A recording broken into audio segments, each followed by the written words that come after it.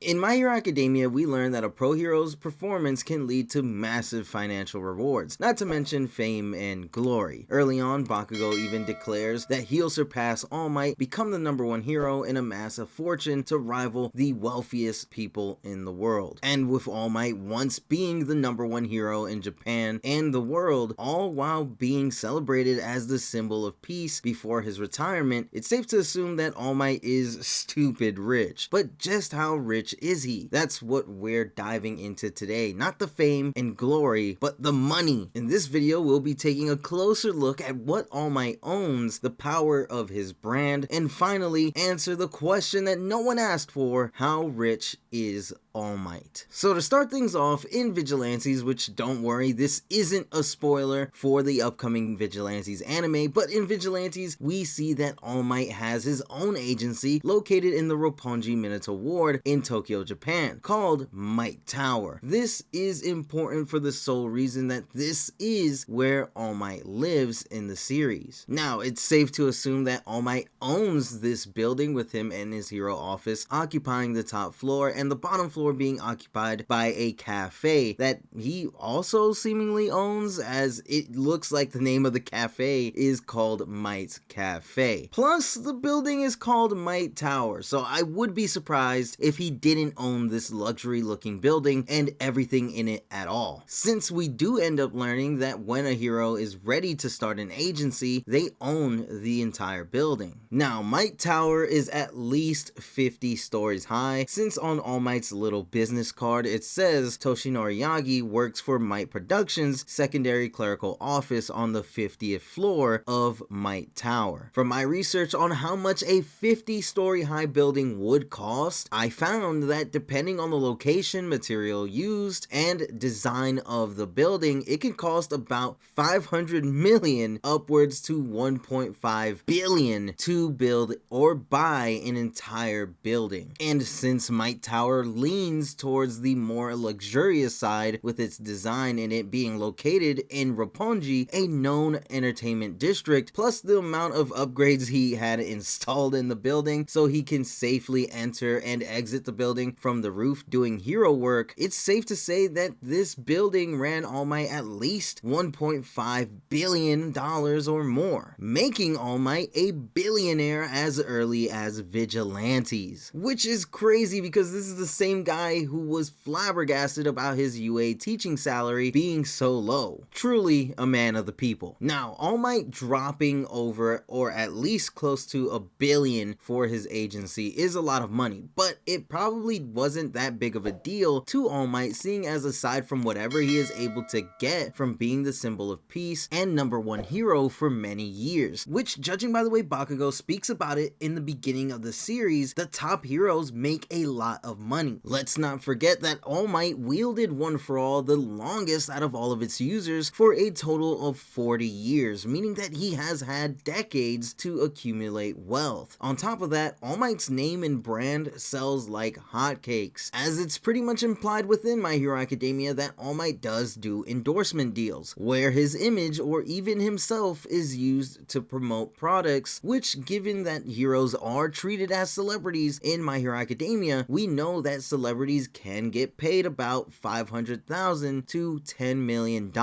for an endorsement deal in real life. On top of that, with people of all ages looking up to All Might, most of them probably own some sort of All Might related merchandise, whether it be a plush, poster, clothes, toys, or statues, one of which we actually have an in-world price for, since in Hulk's flashback, we see that an All Might plush costs 3,000 yen, and if we convert 3,000 yen to the US dollar, we get $19.29. But knowing the price of a plush isn't going to help at all, since we don't know any of the sales numbers for the rest of All Might's merchandise. But if we compare All Might's in-universe popularity to an extremely popular Marvel character in real life, that being Spider-Man, who just so happens to be Horikoshi's favorite Marvel superhero, then we get $1.3 billion